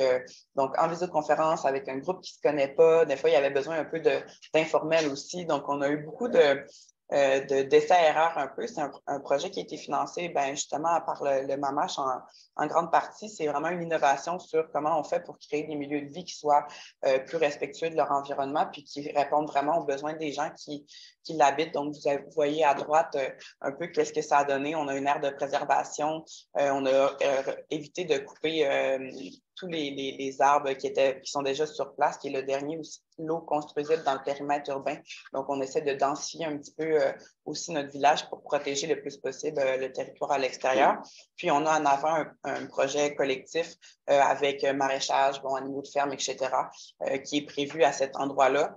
Le plus gros enjeu qu'on a rencontré, c'est qu'il y a quand même un décalage entre la réalité puis le projet qui a été travaillé. Donc, pour beaucoup de gens qui étaient dans l'écoquartier, on est rendu dans le groupe à peu près à 6 ménages. Au début, on avait commencé à une trentaine. Il y a de la place pour 12 ménages dans l'écoquartier, puis il y en a environ 3 qui, sérieusement, ont la possibilité de se construire parce qu'on sait que les coûts de construction sont assez élevés. Donc, il y avait un idéal d'avoir un terrain assez grand pour pouvoir faire des choses, etc. La maison aussi, on veut qu'elle soit le plus possible éco-énergétique. Donc, on s'entend qu'en ce moment, les estimés sont assez élevés. Ce n'est pas 100% des ménages qui vont avoir accès à ce terrain-là, à moins qu'on essaie de travailler sur des stratégies pour que ça soit abordable, mais ce n'est pas nécessairement facile. On parle de cohabitat, peut-être de duplex, des choses comme ça, fait qu'on est là-dedans en ce moment. Puis, je vous ai mis une photo un petit peu du avant-après. À gauche, c'était lors de la visite terrain qu'on avait organisée. Donc, les gens qui étaient dans la démarche se sont déplacés le temps d'une fin de semaine. Puis on était aussi accompagnés par des architectes et des urbanistes. Donc, tout le monde était là une fin de semaine. Puis, on a vraiment travaillé sur un peu la conceptualisation. Puis, à droite, c'est les derniers plans qu'on a eu, qu'on a reçus au même endroit. Donc, juste pour vous donner un petit peu une idée. Puis dernièrement, le côté un peu gouvernance s'élargit un peu de la localité. On est dans les ateliers des avoirs partagés. C'est un réseau, en fait, une communauté de pratique qui rassemble les villages de la ruralité, puisqu'on sait qu'on a des enjeux souvent qui sont différents de ceux des grands centres. Fait qu'on se rassemble entre nous, puis c'est un peu un système de parrainage. Donc, ça a commencé avec la municipalité de Saint-Camille, qui est en Estrie, qui est quand même assez connue comme modèle de développement rural, puis nous a parrainé, en fait, pendant 2 ans. Là, ensuite, on parraine 2 nouveaux villages, fait qu'on se crée un réseau comme ça. Il y a des MRC aussi qui font partie de ça. Puis, ce qui nous aide beaucoup, c'est de mettre un peu en lien, de se partager des savoirs, en fait. Parce qu'un des plus grands freins, dans le fond, pour instaurer une gouvernance participative puis d'une politique de développement durable, c'est un enjeu de ressources. Moi puis ma collègue, on est souvent très surchargés par une panoplie de dossiers. On parle d'administratif, on parle des communications. Là, il y a eu les inondations dernièrement. On est 5 dans la municipalité. Fait que s'il y a des inondations, tous les projets sont mis sur pause, puis il faut mettre des bas de tuyau pour aller sur le terrain. Fait qu'il y a vraiment énormément de projets, même si on est une petite localité, paradoxalement. Donc, toute la consultation publique, les discussions, mettre ça en place, la mobilisation, ça prend énormément de temps. Puis, des fois, avec tous les autres projets, juste par exemple, pour le cœur du village, on a 12 partenaires financiers pour financer 4 millions. On s'entend que ce n'est pas la majorité de la facture, ça ne sera pas aux citoyens puisqu'on n'a pas cette capacité-là. Donc, ça fait beaucoup d'administratifs. Donc, la charge de travail est très grande. Fait que ce qui nous aide là-dedans, c'est de vraiment se consacrer des petits moments. Puis là, c'est comme, qu'est-ce que vous faites chez vous pour l'alimentation? OK, nous, on a fait ça, ça, ça. Fait qu'on est vraiment dans un partage de savoir qui, finalement, prend un peu de temps. Des fois, on ne sait pas trop ce qu'on s'en va avec tout ça, mais qui nous aide au final, dans le fond, à avancer un petit peu plus vite. Donc, je tenais à le mettre aussi parce qu'il y a les citoyens de Petit-Saguenay, on a des élus, on a des fonctionnaires, puis on a vraiment comme toutes sortes de personnes qui participent à ce groupe-là. Donc, voilà, rapidement pour les projets qu'on a coordonnés.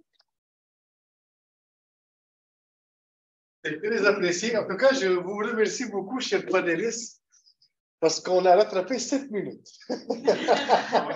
On est censé arriver à la période des questions à 10 heures, on est arrivé à 10h03. Alors, un très grand merci pour vos efforts et respect du temps, c'est très, très apprécié. Et là, on peut passer à une belle période d'échange, je pense. Et j'invite également nos amis à distance, s'ils veulent poser des questions. On aura des gens également ici à poser leurs questions. Donc, n'hésitez pas, s'il vous plaît, à les poser.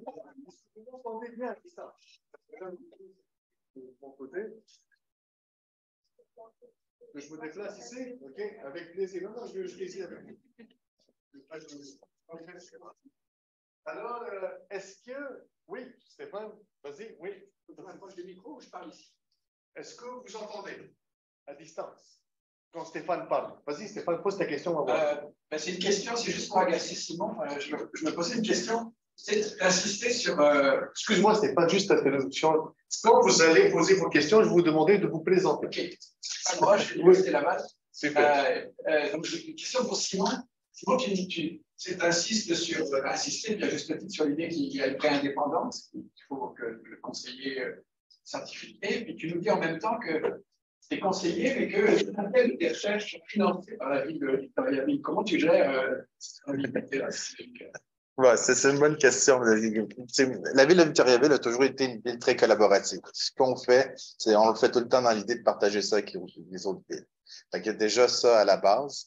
Puis, tu sais, j'ai pas juste une chaire de recherche municipale, j'ai d'autres choses aussi.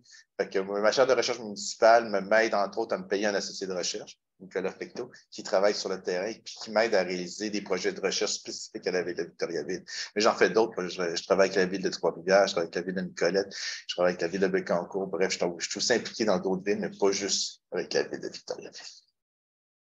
Que voilà. C'est bon, c'est bon. Votre question? Ici? Non? Votre question? Oui. Bonjour, Liliana Ria de l'Institut EDS. Alors, j'avais une question aussi pour Simon, parce que je veux remercier aussi Simon Paquet et Juste pour la présentation, et comme on a collaboré ensemble depuis un moment, donc j'aurais moins de questions, mais par contre, M. Bernabé, je voulais savoir un petit peu plus sur ce que vous avez mentionné par rapport à l'anticipation des risques, j'imagine, des situations. Je peux donner un exemple. Par exemple, là, vous savez, toutes les vis ont paniqué un peu avec la grille du frein. OK? L'insecte qui fait tomber l'arme, le frein, un peu partout au Québec. Puis, ça, si on avait davantage anticipé la problématique, on n'en serait peut-être pas là, d'avoir à tout couper les freins. Cependant, maintenant qu'on a développé plusieurs stratégies techniques ou pratiques reliées au contrôle des invasions des insectes invasifs, mais là, on peut anticiper le prochain insecte méchant qui risque de peut-être faire tomber les érables. Fait que ça, si un jour cet insecte-là arrive ici, puis fait tomber nos érables, vous savez que ça va être une très grosse problématique économique pour nos régions. Donc, maintenant, c'est ça l'anticipation. C'est que là, on anticipe la prochaine invasion d'espèces invasives, par exemple. C'est le genre d'exemple. On pourrait parler des inondations, mais là, je vous en donne un autre sur les espèces invasives. Oui. Lauriane Gorce de Norval, j'aurais une question pour Simon, et juste par rapport à vos démarches. Est-ce qu'il y a l'ambition de créer un standard de données à partir, comme c'est des parties de données un peu difficiles à aller chercher, ça fait un travail manuel, d'aller voir ce que l'IA pourrait aider? Est-ce que là, on s'enligne vers avoir un standard, une manière de décrire ce type de données, quels sont les types d'actions, les types d'indicateurs, ou c'est comme la prochaine étape, ou dans 5 étapes? Oui, je suis curieuse. Vas-y, la démarche que nous, on a faite, en fait, c'est d'essayer d'aller chercher tout ce qui était disponible. Puis, sur cette base-là, évidemment, là, sur la base de notre jugement professionnel, quand il y a des choses qui n'ont pas de l'air crédibles, on l'exclut, là, mais c'est pas plus avancé que ça, là. Ce qu'on souhaite faire pour avoir des données plus fiables, c'est notamment d'établir un système d'indicateur pour du développement durable municipal. Il y en existe un déjà au niveau national, qui est le système d'indicateur de suivi de la stratégie gouvernementale de développement durable, mais on n'en a pas au niveau local. Donc, c'est un chantier qui s'ouvre, là, pour travailler avec le ministère de l'Environnement sur l'élaboration, création d'un système comme ça, mais c'est vraiment embryonnaire. C'est une idée parmi d'autres. Je suis sûr que tu pourrais compléter. Déjà, pour les municipalités, il y a tellement de diversité de contextes que même un découpage, par exemple, de dire voici le type de standard pour des grandes villes versus des plus petites, ça, même là, en termes de taille, en fait, c'est pas suffisant. Donc, faut vraiment, peut-être, dans un cadre où on aurait un système, ça serait vraiment relativement spécifique, pas juste à la taille, mais à des contextes comme la démographie, la géographie aussi, donc le contexte géographique. Mais pour cette démarche, en particulier de récolter des actions, je pense pas qu'on veut aller vers un standard. Au contraire, le fait de pouvoir collecter des documents de ce que les municipalités font, ça leur laisse la liberté de faire justement leur démarche. Et nous, ce qu'on fait, c'est qu'on enlève le fardeau en disant, on va sur votre site web, on prend l'info, on la catégorise avec un modèle. Et c'est ça. Donc, plutôt que d'exiger un standard, c'est plutôt de faciliter la job, là, parce qu'on parlait tout à l'heure du Petit Saguenay, par exemple. Je pense pas qu'on puisse leur demander de dire, voici maintenant comment présenter l'info, parce que les besoins sont tellement différents que c'est peut-être nous, notre job, c'est de dire, on a vu votre plan, on va le prendre et ça lui enlève le fardeau, justement. Mais par contre, l'analyse va être un peu plus compliquée. Ça, c'est sûr. Parce que ça veut dire que prendre en compte plusieurs contextes municipaux, le fardeau va être plus sur les chercheurs. Mais je pense notamment des travaux là que vous faites, par exemple, au niveau des intelligences artificielles et tout ça. Je pense qu'il y a beaucoup de choses qu'on peut faire quand même. Donc, ouais. Quelque part, j'entends qu'il y a le standard, mais du côté des chercheurs, plutôt dans la classification, et pas du côté des définitions différentes. Merci. Sheldon Kemisi, Université de l'Enseignement français. Je poursuis dans la même lancée que cette qui m'a précédé, parce que quand il y a d'autres, par exemple, quand j'étais au ministère de l'Énergie du Québec, à la Direction générale de l'énergie, on se posait la même question par rapport à comment utiliser des outils d'apprentissage automatique dans la perspective de développer du foncier circulaire au Québec, etc. On avait regardé des choses qui se faisaient en Australie et en Nouvelle-Zélande, il y a beaucoup d'outils qui étaient développés à cet égard. Mais l'inquiétude qu'on avait, c'est comment on donne sens finalement aux données qui sont automatisées, qui sont analysées par machine, pouvoir l'inscrire vraiment dans les besoins des gens qui sont dans les municipalités. Parce qu'au-delà de tout, on veut faire l'approche développement durable, etc., ça doit toucher aux gens.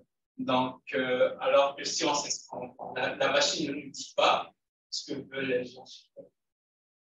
Enfin, je me trompe.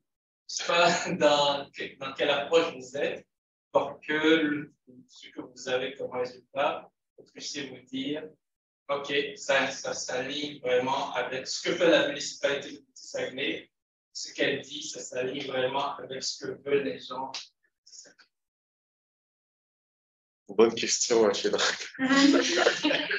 Mais je pense que moi, je vois en fait, notre approche, c'est vraiment de le voir de façon complémentaire. Donc, une des problématiques, par exemple, que j'ai présentées, c'est qu'il y a une chose des indicateurs de performance, mais il y a une chose aussi des indicateurs d'action. Parce que les indicateurs d'action qui nous intéressent, ça nous permet de dire qu'est-ce qui est fait. Donc, c'est un peu la question à laquelle on répond. Donc, voici les actions qui sont menées dans tel type de municipalité. Et ça permet notamment, par exemple, à un ministère de faire un portrait qui est beaucoup plus juste qu'un portrait, par exemple, basé uniquement sur le taux de matière résiduelle divisé par le nombre d'habitants. Donc on veut un petit peu être capable, en fait, de documenter finalement ce qui est fait. Après ça, à quels besoins il répond. Donc, un des éléments que je présentais tout à l'heure, c'est par exemple pour une municipalité qui a un peu les mêmes enjeux ou similarités. Si on peut prendre le cas de Petit Saguenay, ça permettrait à une municipalité qui est peut-être en Gaspésie, qui vit un peu les mêmes enjeux, mais qui n'est pas nécessairement proche, qui ne connaît même pas peut-être justement ce qui est fait, de se dire, il y a des choses qui peuvent se faire. Donc ça, c'est un peu notre idée. Donc, je pense, on reste dans le descriptif, c'est-à-dire de documenter les actions. Puis la prise de décision, ben, ça prend justement, par exemple, un conseil scientifique aussi de dire, ah, ben, on a cette donnée-là, cette information-là, dans tel contexte, est-ce que ça s'applique? Mais là, c'est sûr que ça prend une expertise, mais au moins, l'information est connue. Parce que présentement, ce qu'on connaît, c'est ce que la Ville de Québec fait, c'est ce que Baie-Saint-Paul fait, c'est ce que Victoriaville fait. Mais après ça, il y a tellement d'autres choses, en fait, grosso modo. Donc, c'est un peu là où est-ce qu'on s'inscrit. C'est vraiment pratique ce qu'ils font parce que nous, quand on voulait avoir quand on voulait nommer notre conseiller scientifique en chef, on voulait voir si ça avait été fait ailleurs au Québec. Puis c'est sûr, dans les documents que écrit conseil scientifique, puis oups, ça va popper. Ouais. Puis là, ah, OK, ces villes-là l'ont fait. OK, là, on va les voir. Puis là, après ça, on bonifie un peu notre idée, Non, je pense que c'est vraiment très utile. Parce que juste son équipement. En fait, ça prend de l'argent ça prend des ressources finalement pour les municipalités. Madame de Metz. Oui, la situation.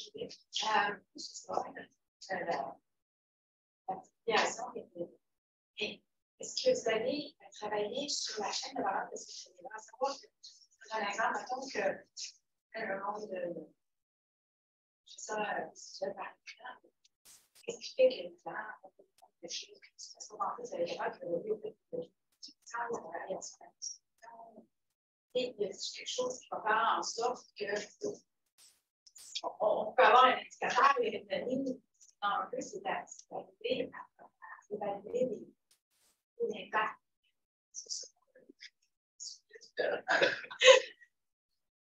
Est-ce que ça fait partie Ben, en fait, oui, c'est très clair, c'est très clair. Ben, en fait, parce que juste pour revenir un peu sur ce qu'on disait tout à l'heure, c'est que notre étude, en fait, est plus sur les actions, c'est-à-dire, est-ce que la municipalité, par exemple, a un système de sensibilisation de ses citoyens? Est-ce que la municipalité a un programme de distribution de bacs de recyclage?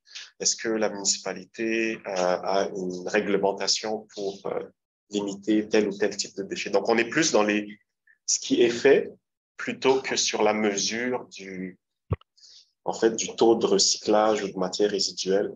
Évidemment, parce que cette info, je pense qu'elle existe, par exemple, et les ministères, de par leur mandat, en environnement, par exemple, ou Recycle Québec, etc., ont cette donnée. Par contre, elle n'est pas liée à une action municipale. Et nous, on vient compléter, en fait, avec notre étude, de dire le taux de matière résiduelle, supposons que dans une ville, elle est de X. Nous, on a identifié qu'il y a telle et telle action qui sont mises en place. Et là, peut-être il y a quelque chose qu'on peut apparier.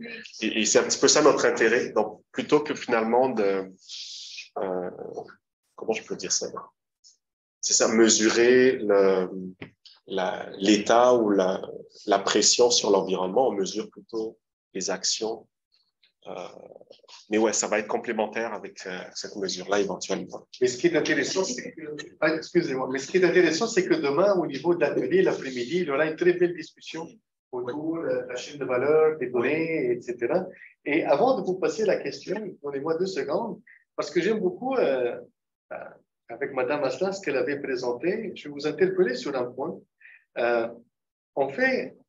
Présentement, je travaille sur un projet avec des amis en Inde, l'Institute of Rural Management. Et ce qu'on observe, c'est qu'il y a une très grande différence entre les zones rurales et les zones urbaines. Maintenant, tout à l'heure, quand vous avez présenté tout le portrait des développements des villes avec 1150, etc., est-ce que les villages sont inclus? Si je prends la considération ici du Saguenay, c'est un village. Est-ce que la perception des villages est incluse? Et nous, ce qu'on a observé, on a fait certains ateliers, c'est que les indicateurs qu'on utilisait pour des villages, vraiment, ils sont différents. Alors, comment vous percevez l'alignement entre vous, ce que vous développez, scientifique en chef de certaines villes, avec toute la perception du gouvernement sur ces indicateurs? Comment vous vivez cette situation-là dans un village? Ouais, c'est sûr qu'on a moins de densité de population. On n'a pas d'éco-parc ou des choses comme ça. Mais si on pense l'occupation dynamique d'un territoire, ben c'est beaucoup de villages, en fait, réunis. Puis souvent, c'est des villages qui ont une production agricole, etc. Donc, c'est sûr que c'est important d'être inclus dans la discussion. Puis ce que je trouve intéressant avec vos commentaires, c'est que nous, dans l'élaboration de notre politique, on s'est senti quand même isolés. Dans la MRC du Fjord, on est un peu la limite de la MRC, on va dire, parce qu'on fait des choses qui ne se font pas nécessairement dans notre MRC, fait qu'on ne s'est pas nécessairement tourné vers la MRC pour avoir du soutien ou pour faire quelque chose d'un peu, parce que les réflexions un peu, ce qui me fait penser, c'est que finalement, on est tous un peu dans nos villages, dans nos réalités.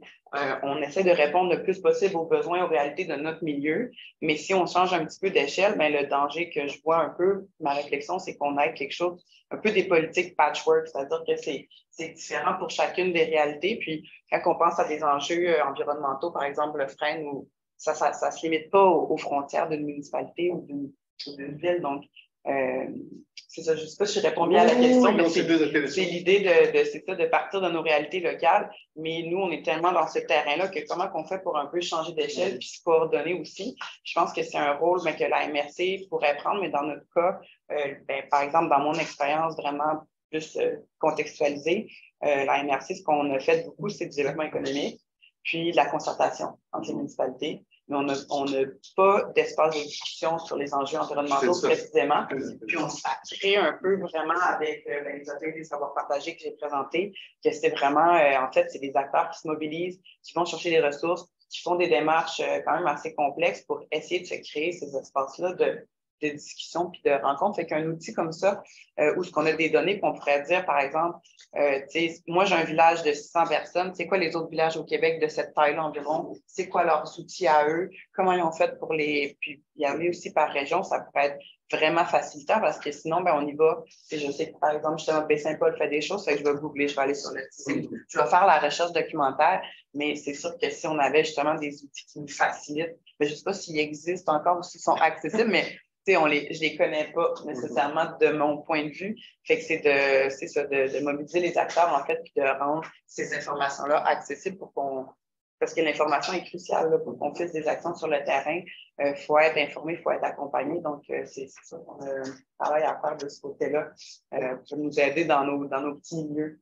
Très intéressant. Parce qu'on est un petit peu isolés. Il y a de bons enjeux de gouvernance, de structuration qui seraient très intéressants à adresser pour qu'on puisse trouver les bonnes façons de faire, les données, la synchronisation de tous nos efforts. Exact. Question ici, je vous demandais de vous présenter tout d'abord et ensuite la question, s'il vous plaît. Merci. Merci Chouka, fondateur de la Global Goals Directory. Je suis en ligne. Je viens d'arriver là, mais je suis en ligne. Donc, je suis complètement ignorant de ce qui s'est passé avant, juste quelques 10 minutes du transport. Ce que je voulais voir, c'est, je vais juste mentionner quelques petits points que vous avez mentionnés, puis revenir à ma question, parce que je m'intéresse plutôt au rôle ou à l'écosystème des acteurs locaux et comment ils peuvent contribuer à réaliser les objectifs. Vous avez parlé de faire rayonner les expériences de premiers adopteurs, vous avez parlé des instituts participatifs, des stratégies locales, mobiliser de l'expertise, juste bien dire suivre les actions des municipalités. Et vous avez même parlé de mobiliser les acteurs aussi pour avoir un objectif collectif de réaliser les ODD. Ma question, existe-t-il une valeur à savoir les ODD auxquels contribuent ces acteurs locaux, les entreprises, les ONG, les organisations locales dans ces municipalités-là? Comment ils peuvent contribuer aux objectifs de la ville, d'arriver la ville? Et si quelle est cette valeur? Que pensez-vous pouvoir faire avec ce type d'information-là si vous avez un appel de qu'est-ce qui se passe au niveau local, pas juste pour les actions de la municipalité elle-même, mais ce que font les entreprises? Merci beaucoup pour la question. Qui prendrait la balle au monde pour la répondre? Répéter la question. On essaiera de trouver peut-être une autre solution tantôt, mais les gens en ligne nous mentionnent qu'ils n'entendent pas quand la salle parle. Ils entendent juste les personnes devant. Donc, je ne sais pas si le modérateur peut répéter la question ou pas. Je peux noter celle-là. Je peux la mettre sur le Zoom. Oui, s'il vous plaît. Ce sera bien apprécié. Ah, sur le chat. On va écrire la question. Je vais réfléchir à la solution tantôt. Je vais faire oui. Pour nos amis à distance, désolé, parce qu'on a juste un petit micro sur une table et on ne peut pas le faire circuler parce qu'il est attaché par un fil. Donc, c'est un peu compliqué. Mais on va s'attraper à la prochaine session. Mais là, je vous demanderai, notre ami va nous écrire la question sur le Zoom, donc vous pouvez la lire. Et je vous demanderai à l'une de vous ici de prendre la balle au bon pour lui répondre. En fait, j'ai vraiment peut-être une partie d'éléments de réponse. Parce que notre point de départ là, de notre étude, c'était justement que comment je peux dire ça là, les capacités numériques et capacités en termes de produire de la donnée est relativement limitée pour 85% des municipalités au Québec qui sont en dessous qui ont moins d'une population, une plus faible densité. Donc, je m'inquiète pas, en fait, par exemple, pour les entreprises ou de plus grandes municipalités qui ont peut-être justement la capacité de pouvoir répondre à faire la démarche nécessaire pour identifier à quel objectif de développement durable il contribue. Par contre, pour la majorité des municipalités, donc je parle à peu près de quelques milliers de municipalités qui ont peut-être un petit peu moins de capacité, je pense que l'information qu'on récolte permet justement de cibler à quels enjeux, à quels objectifs de DD il répond. Donc, tout à l'heure, l'équipe de Simon avait présenté justement la question de la cohésion sociale qui ressort dans 85% des municipalités au Québec. Et qui est, donc ça inclut notamment les programmes, par exemple, la municipalité Amis des aînés, la lutte contre la violence conjugale, je pense, qui ressort parmi les. Et ça, quand on regarde les plus grandes villes, ça ressort pas beaucoup. Et ça démontre justement que, par exemple, cet objectif-là qui répond à un des ODD qui était l'égalité, je crois, des genres, des sexes, quelque chose comme ça. Il y a un des ODD. Puis, par rapport aux aînés, c'est aussi la question de l'inclusion des villes inclusives, l'ODD numéro 11. Donc, j'ai l'impression qu'on pourrait documenter, en fait, un peu mieux ce qui se fait dans les plus petites municipalités. Mais il faudrait que l'équipe de recherche fasse le job à la place, finalement, des municipalités quasiment. Et si on a un outil plus automatique, je pense que ça facilite quand même la job. Mais je enrichirais en mentionnant qu'on pourrait y arriver jusqu'à un certain point, là, parce que à ce point-ci, on est allé chercher des informations que les municipalités rendaient disponibles. Donc, si les initiatives dont on parle, là, des entreprises ou de la société civile, la municipalité partenaire, puis c'est dans la suite d'actions prises par la municipalité, ben à ce moment-là, on aurait l'information. Si la municipalité n'est pas partenaire, l'autre façon de le savoir, ça serait par des données des ministères et organismes sectoriels s'ils ressentent l'information en lien avec leur secteur d'activité. Parce que il y a plein d'informations ailleurs dans le gouvernement là, qu'on aimerait bien aussi. Il y en a déjà plusieurs qu'on est allé chercher pour monter compiler les données qui sont cachées en arrière du portrait qu'on a publié, là, mais il y en a plein d'autres qui existent, et puis on pourrait les faire participer à la communauté de données ou plateforme qu'on souhaite mettre en ligne éventuellement, qui va exactement dans le sens de ce que tu proposes, Corinne, là. Donc, il y a des réflexions dans ce sens-là. On ne sait pas comment ça va atterrir, là, mais je pense que c'est un besoin important d'avoir accès, disons, à toutes les échelles, là, au niveau national, parce qu'on veut être capable de faire un portrait, mais au niveau local aussi. Là, à ce moment-là, c'est pour, par exemple, comme tu l'as bien dit, se comparer avec des territoires semblables ou avec des particularités qui ont des particularités semblables aussi là, dans différents créneaux. Oui. C'est sûr que le plus gros enjeu, c'est la différence d'enjeu entre les plus petites municipalités et les plus grandes, c'est les ressources. C'est vraiment ça. Si on n'a pas, à l'interne, nos ressources sont très limitées, ça nous prend absolument comme des ressources en externe, alors que des plus grandes municipalités peuvent se doter de ressources intéressantes avec plus grands enjeux, mais pour les petites, ça prend quelque chose de plus centralisé, c'est sûr. Merci beaucoup pour vos questions. Il me reste une dernière. Oui, je vais prendre avant de clore. Vas-y, Stéphane. Stéphane, moi, je suis à l'Université Laval. J'avais une question. je fais un peu le lien pour Mme Asselin, mais qui fait un peu le lien avec la réponse que tu donnais à la question de notre collègue Jean Ouvert là, sur les normes, l'existence de normes ou non.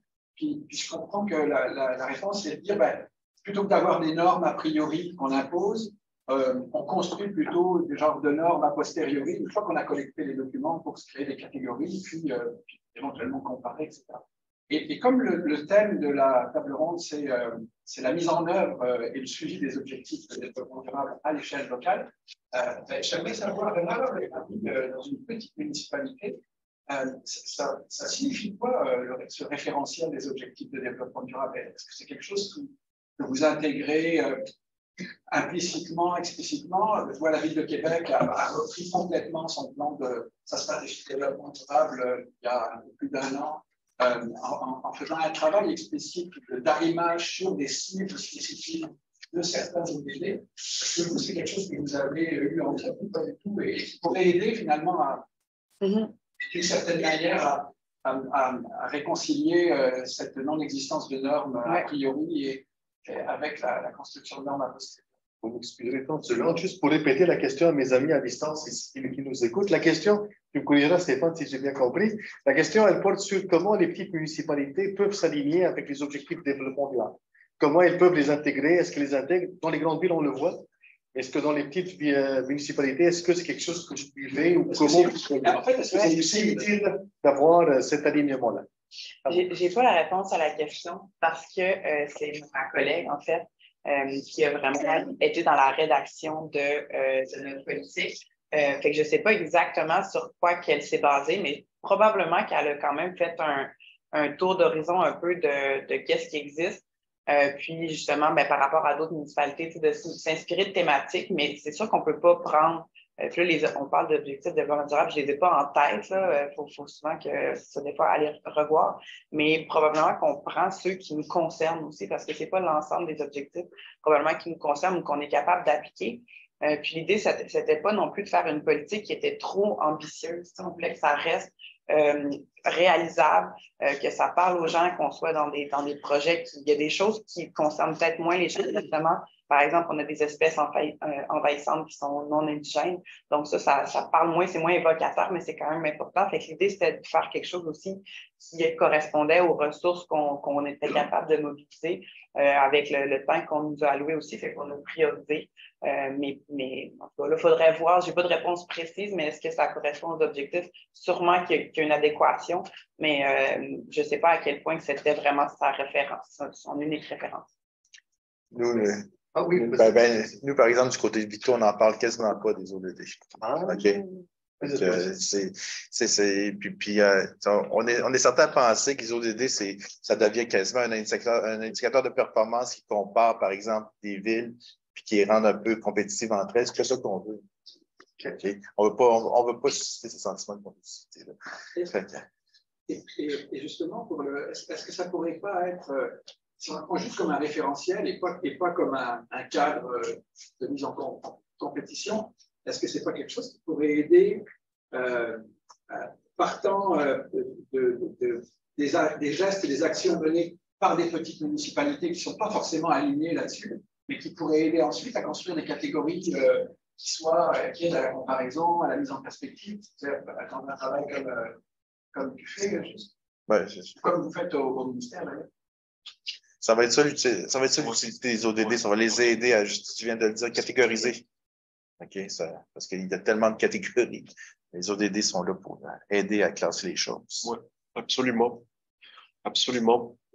Puis, en fait, on a fait un petit peu l'exercice, on s'est amusé un petit peu avec nos quelques 22 000. En fait, on n'a pas encore fait là, mais pour un échantillon d'à peu près 150 petites municipalités de moins de 5 000 habitants et ODD et inexistant. En fait, on a essayé d'utiliser le mot-clé ODD, Objectif de développement durable. C'est pas pour l'instant. Mais je comprends après ça pour la structuration pour la classification, on est en train de le faire. Donc pour l'instant, on est parti avec les 19 catégories du ministère des Affaires municipales. Et éventuellement, on veut essayer de voir un peu comment on peut faire la classification dans d'autres catégories, notamment les ODD, parce que on veut que ce soit assez flexible aussi, là, parce que je sais qu'il y a certaines villes de plus grande taille, par exemple, qui l'utilisent, ce référentiel-là. Donc, on veut que ce soit le plus flexible possible, finalement. Donc, on va essayer de faire l'arrimage avec les ODD. En tout cas, un très grand merci. Je ne veux pas piétiner sur la prochaine, puis à 10h45, on a une petite pause. Un très grand merci. Un applaudissement, s'il vous plaît. À 10h45, on fait pour la prochaine session. Merci beaucoup. Merci. Merci. Je vous demanderai une petite photo ensemble, s'il te plaît. Je te demande les